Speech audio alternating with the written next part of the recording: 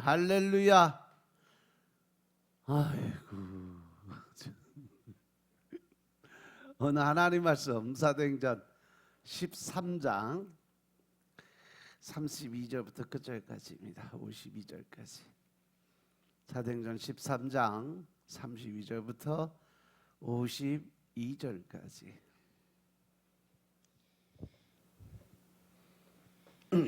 우리도 조상들에게 주신 약속을 너희에게 전파하노니 곧 하나님이 예수를 일으키사 우리 자녀들에게 이 약속을 이루게 하셨다 함이라.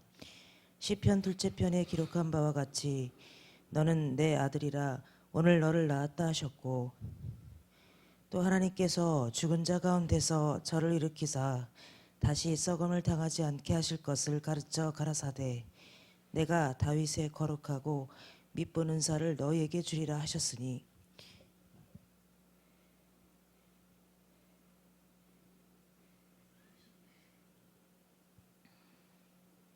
그러므로 또 다른 편에 일렀으되 주의 거룩한 자로 썩음을 당하지 않게 하시리라 하셨느니라. 다윗은 당시에 하나님의 뜻을 조차 섬기다가 잠들어 그 조상들과 함께 묻혀 썩음을 당하였으되 하나님의 살리신 이는 썩음을 당하지 아니하였나니, 그러므로 형제들아 너희가 알 것은 이 사람을 힘입어 죄 사함을 너희에게 전하는 이것이며, 또 모세 율법으로 너희가 의롭다 하심을 얻지 못하던 모든 일에도 이 사람을 힘입어 믿는 자마다 의롭다 하심을 얻는 이것이라. 그런즉 너희는 선지자들로 말씀하신 것이 너희에게 미칠까 삼가라. 일렀으되 보라, 멸시하는 사람들아 너희는 놀라고 망하라. 내가 너희 때를 당하여 한 일을 행할 것이니 사람이 너희에게 이를지라도 도무지 믿지 못할 일이라 하였느니라 하니라. 저희가 나갈새 사람들이 청하되 다음 안식일에도 이 말씀을 하라더라. 패한 후에 유대인과 유대교에 입교한 경건한 사람들이 많이 바울과 바나바를 좇으니 두 사도가 더불어 말하고 항상 하나님의 은혜 가운데 있으라 권하니라. 그 다음 안식일에는 온 성이 거의 다 하나님의 말씀을 듣고자 하여 모이니 유대인들이 그 무리를 보고 시기가 가득하여 바울의 말한 것을 변박하고 비방하거늘 바울과 바나바가 담대히 말하여 가로되 하나님의 말씀을 마땅히 먼저 너희에게 전할 것이로되 너희가 버리고 영생 얻음에 합당치 않은 자로 자처하기로 우리가 이방인에게로 향하노라. 주께서 이같이 우리를 명하시되 내가 너를 이방의 빛을 삼아 너로 땅끝까지 구원하게 하리라 하셨느니라 하니, 이방인들이 듣고 기뻐하여 하나님의 말씀을 찬송하며 영생을 주시기로 작정된 자는 다 믿더라. 주의 말씀이 그 지방에 두루 퍼지니라. 이에 유대인들이 경건한 기부인들과 그 성내 유력자들을 선동하여 바울과 바나바를 핍박해 하여 그 지경에서 쫓아내니 두 사람이 저희를 향하여 발에 띠끌을 떨어버리고 이고니온으로 가거늘 제자들은 기쁨과 성령이 충만하니라. 아멘. 할렐루야. 오늘 본문의 말씀을 보면 하나님이 조상들에게 다윗의 후손에게 메시아를 주신다는 그런 약속을 하셨어요. 따라서 다윗처럼 하나님을 경외하는 하나님 마음에 합한 그런 마음을 가진 다윗을 닮은 메시아를 보내주겠다고 했어요. 사도 바울은 하나님이 약속하신 그분이 바로 예수님이심을 전하고 있는 거죠. 따라서 예수님은 이미 구약 시대부터 창조 때부터 약속된 메시아의 역할을 감당하시는 분이 바로 예수님의 모습이에요. 하나님이 예수님을 시편에 기록된 성경 말씀대로 사흘 만에 다시 일으켜 세우셨죠. 예수님은 부활해서 하나님의 아들로 인정이 되고 하나님은 이스라엘 자녀에게 하나님의 아들을 보내신다는 약속을 지키셨다 하는 의미예요. 따라서 하나님은 이 시편 2편에서 메시아는 하나님의 아들이라고 말씀하셨어요. 하나님 너는 내 아들이다. 오늘 내가 너를 낳았다라고 하셨어요. 부활하신 예수님은 하나님이 낳으신 하나님의 아들이심을 믿으시기 바랍니다. 따라서 하나님이 세우신 유일하신 하나님의 그리스도, 하나님께서 끊을 수 없는 하나님의 아들이시죠. 그래서 우리는 오직 예수님을 통해서만 구원을 받을 수 있고 예수님을 통해서만 우리는 하늘나라에 갈 수 있음을 깨달으시기 바랍니다. 그래서 이제 34절 35절에 보니까 하나님께서 죽은 자 가운데서 그를 일으키셨다고 다시 썩음을 당하지 않게 하시고, 즉 영생의 삶을 사는 그러한 모습으로 바꿔놓으셨다. 그래서 하나님께서 이제 죽은 자 가운데 예수님을 일으켜 세웠다 그랬어요. 이는 시편 16편 말씀이 성취된 거죠. 하나님 다윗에게 주셨던 거룩하고 확실한 복을 부활의 예수님을 통해서 그들에게 주시겠다고 약속하셨어요. 그 복이 바로 부활의 몸입니다. 그래서 그 영생의 몸을 가지고 이제 하나님의 나라에 들어가는 거죠. 예수님을 통해서 우리도 반드시 예수를 믿게 되면 부활의 생명을 주고 영생의 삶을 주신다 약속하셨음을 믿으시기 바랍니다. 그래서 우리로 영생을 얻고 하나님 나라에 들어가게 하신다고 그랬어요. 따라서 예수님은 우리의 모든 복의 근원이 되심을 믿으시기 바랍니다. 또한 시편 16편 8절에 보면 주의 거룩한 자로 썩음을 당치 않게 하겠다고 해서 예수님의 부활을 이미 약속하셨음을 깨달으시기 바랍니다. 이렇게 예수님은 썩지 않는 모습으로 부활해서 시편의 말씀을 성취하셨다는 거죠. 그리고 이제 36절 47절의 말씀을 보면 다윗은 당시 하나님의 뜻에 따라 섬기다가 잠들어, 즉 여기서 주의 거룩한 자로 썩음을 당하지 않게 하신다고 할 때 주의 거룩한 사람은 바로 다윗이 아니라, 다윗은 그 당시 하나님의 뜻을 따라 살다가 잠들었죠. 그 조상들과 함께 묻혀서 그 몸은 썩음을 당했어요.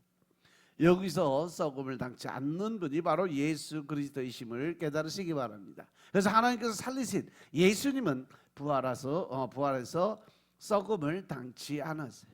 예수님은 썩지 않고 강하고 아름다운 몸으로 부활하셨죠. 예수님은 하늘로 올라가서 영원히 우리와 함께 동행하실 것을 준비하시는 분이세요.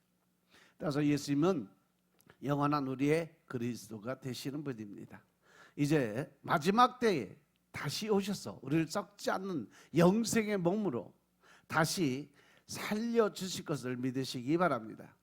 그 38절을 보니까 그러므로 형제다 너희가 알 것을 이 사람을 힘입어서 죄사함을 너에게 전하는 이것이다. 그래서 우리는 부활하신 예수님을 힘입어서 죄사함을 받게 되어 있다는 거죠.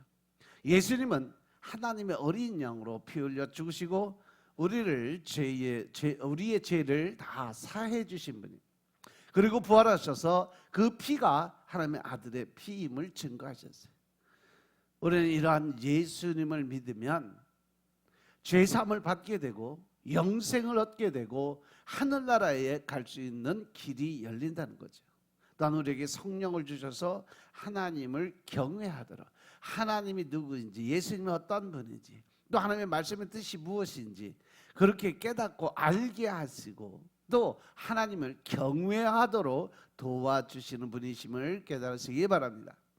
그래서 39절에 보니까 또 모세의 율법으로 너희가 의롭다 하심을 얻지 못하던 모든 일에도, 즉 우리가 모세의 율법의 행위로는 의롭다 함을 받지 못한다라고 말씀하셨어요. 이게 말씀이 뭐냐면 우리가 구약의 율법의 그 모습으로는 구원을 못 받는다는 거죠.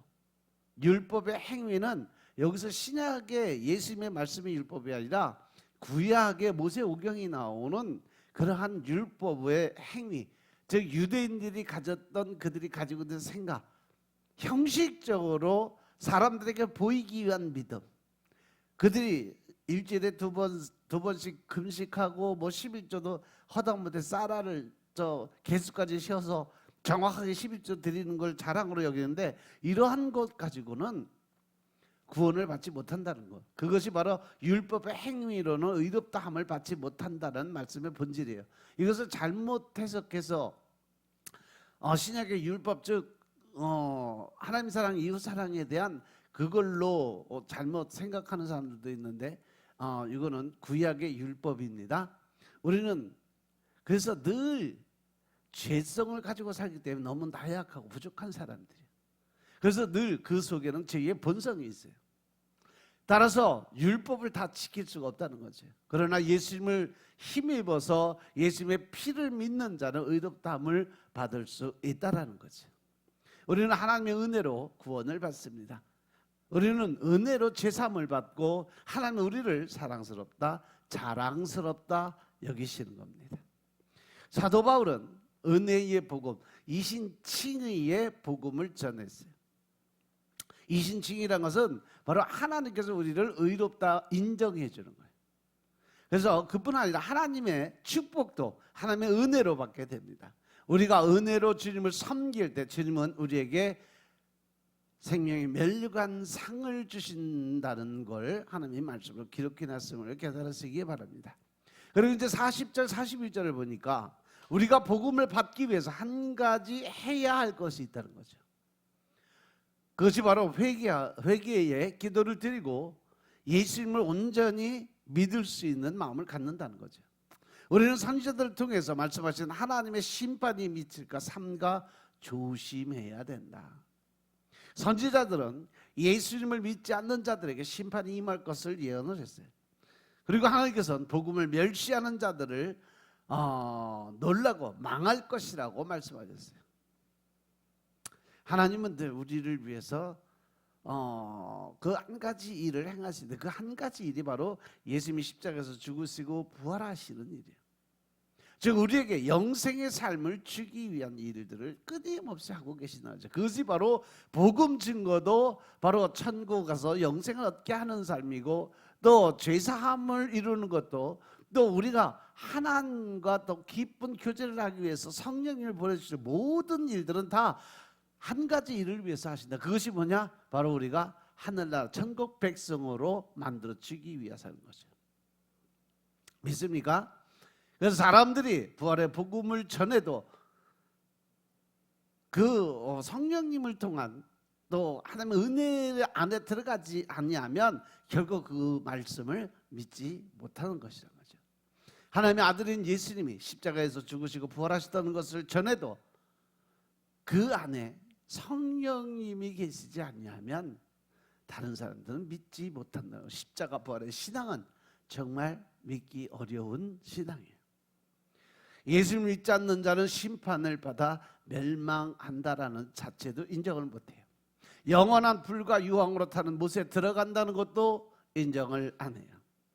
우리는 불신을 회개하고 십자가에서 죽으시고 부활하신 예수님이 그리스도이심을 믿고 또 그 피로 구원과 구속과 대속의 은혜를 통해서 하늘나라 백성이 온전하게 되시기 주 이름으로 축원합니다. 그래야 우리가 복을 받을 수 있는 겁니다. 죄사함을 받고 의롭다함을 받을 수 있는 거죠. 하나님의 사랑하는 자가 되고 또 하나님의 자랑스러운 자가 되기 위해서 우리는 끊임없이 성령님과 동행하는 삶을 살아야 되는 줄로 깨달으시기 바랍니다. 이제 사도 바울과 바나바가 사도 바울이 이제 주일 설교를 다 마치고 바울 일행이 회당에서 나가는 시간이 됐어요. 그때 사람들이 쫓아와서 다음 안식일에도 말씀을 전해달라고 이야기를 합니다. 바로 42절 43절 말씀이요. 그 회당의 모임이 끝나라 유대인과 유대교에 입교한 경건한 사람들이 참 많았어요. 그리고 그날 이 사도 바울의 설교를 듣고 은혜를 받으니까 많은 사람들이 바울과 바나바를 따라서 또 그들이 새로운 그 복음의 진리를 깨닫게 되므로 개종을 하게 됐죠. 이 두 사도가 그들과 더불어서 말하고 항상 하나님의 은혜 가운데 믿음을 지키라고 권고를 했죠. 은혜의 복음을 전했어요. 우리가 사는 것, 믿는 것, 하나님 나라에 가는 것, 이 모든 것이 다 무엇을 통해서 온다? 하나님의 은혜를 통해서 우리에게 온다는 사실 믿으시기 바랍니다. 그래서 우리는 하나님의 은혜 속에 거하고 살아야 된다는 거예요.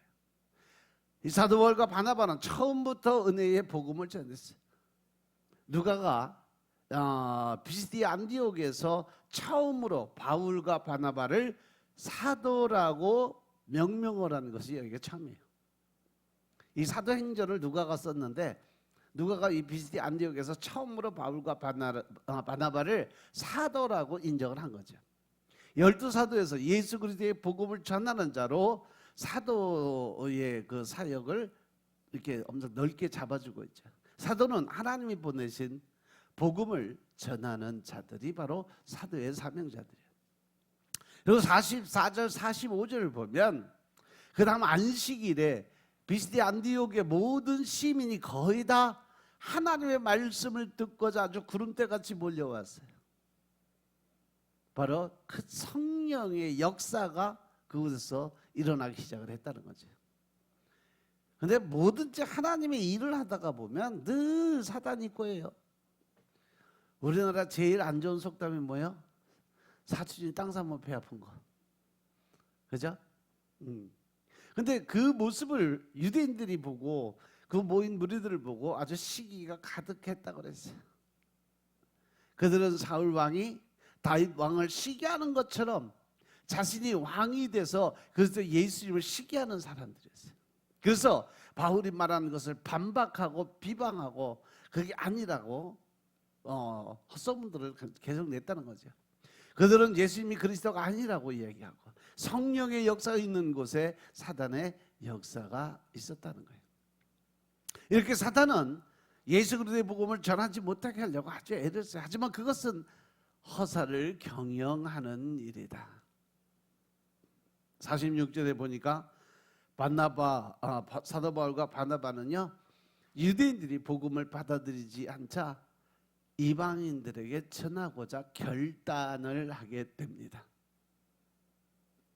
유대인들은 먼저 복음을 들을 수 있는 특권이 있어서, 왜? 그들은 이미 태어날 때부터 하나님의 자녀로, 하나님의 백성으로 이미 선택감을 받아서 나왔어요. 그래서 그들은 복음을 들을 수 있는 특권이 있었고, 그들은 복음을 듣고 영생을 얻기에 합당한 자가 될 수도 있었다는 거죠.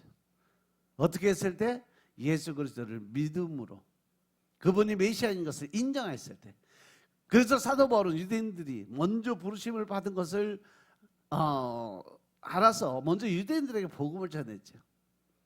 그리고 예수님도 먼저 이스라엘에 잃어버린 자들에게 가라고 명령을 하셨기 때문에, 그래서 사도 바울은 먼저 그들에게 복음을 전하고자 했어요.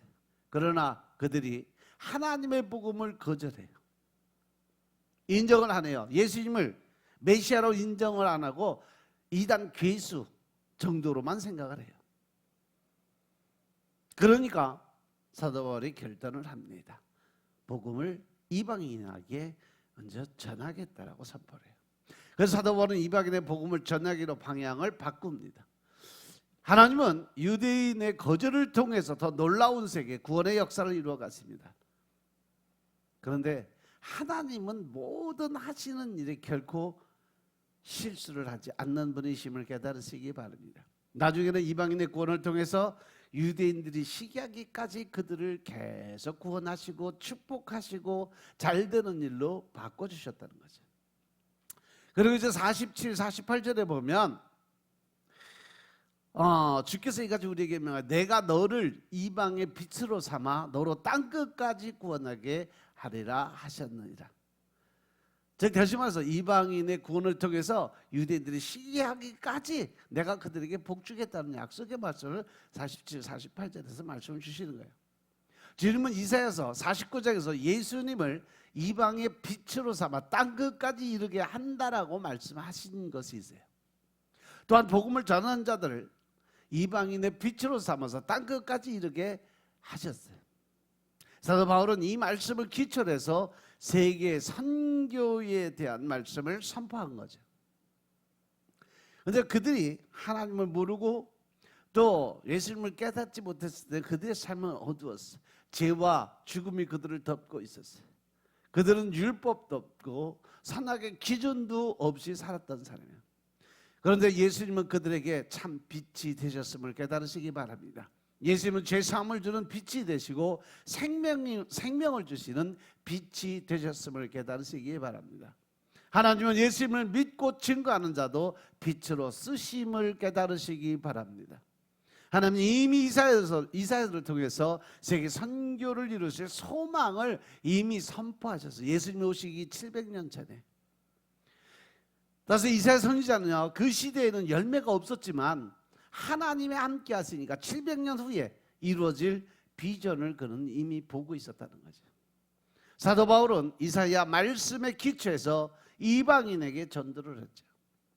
이방인의 빛은 바로 사도 바울의 인생의 요절이 됐죠. 사도 바울은 이방인의 빛이 됐고 그는 그 시대의 빛과 소금의 역할을 감당했던 사람이에요. 그는 거룩함과 사랑과 도덕성의 빛이 되었어요.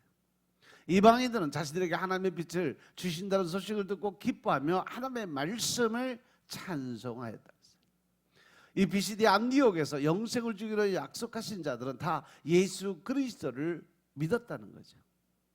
바로 이것이 사도 바울을 통해서 주신 예정론의 말씀이에요. 하나님이 정하신 하나님의 백성, 하나님이 남겨놓은 그루터기가 있었다는 거예요. 늘 하나님께서 하나님의 일을 하시면서 늘 하나님의 백성들은 따로 떼어놓고 이사야서를 통해서 주신 말씀 바로 그 그루터기의 삶을 살아가는. 그루터기가 뭐예요? 큰 통나무 그거를 자르고 남은 뿌리, 밑둥 그것을 통해서 새로운 생명이 탄생하는 것처럼 그러한 그루터기를 항상 하나님은 남겨두셨다는 거예요. 그래서 하나님을 미리 아신 자들을 미리 정하고 그 정하신 그들을 의롭다 하셨고 하나님이 정하신 그들은 다 예수를 믿고 구원의 백성이 되셨음을 깨달으시기 바랍니다. 이 49절에 보면 주의 말씀이 그 지방에 두루 퍼졌다라고 했어요. 주의 말씀의 비시디 안디옥에도 두루 퍼졌어요. 성령님은 하나님의 말씀이고 하나님의 말씀은 곧 성령님이세요. 성령님은요 바로 말씀을 통해서 친히 일하시는 분이심을 깨달으시기 바랍니다. 그래서 성령이 충만하면 말씀이 흥황해진다고 그랬어요. 말씀이 두루 퍼져나가는 거죠.